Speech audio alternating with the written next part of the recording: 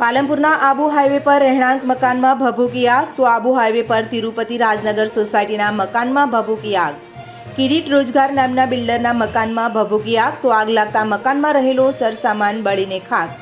પરિવાર પ્રસંગમાં ગયેલો હોવાથી સદનસીબે મોટી જાનહાનિ ટળી તો ઘટનાની જાણ થતાં સ્થાનિકોએ પાણીનો મારો ચલાવી આગ પર મેળવ્યો કાબૂ।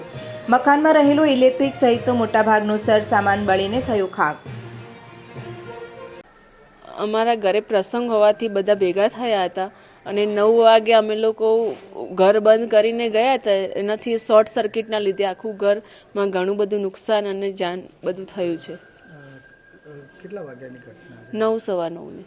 શું બળીને આખી બારીના કાચ ફૂટી ગયા છે, પડદા બળી ગયા છે, પછી બધી સળગી ગયું છે, અંદર ઘણું બધું નુકસાન થયું છે, ફ્રેમો બધું, પછી પંખા બધા બળી ગયા છે, એસી બળી ગયું છે, બધા કાચ ફૂટીને નીચે બધા પડ્યા છે, સોફા આખા બળી ગયા છે, ઘણું બધું નુકસાન થયું છે। ના, જાનહાનિ નથી થઈ। બહાર હતા એના લીધે બધા બચી ગયા છે, બાકી નુકસાન તો ઘણું મોટું છે। હા, ફાયરને જાણ કરી હતી।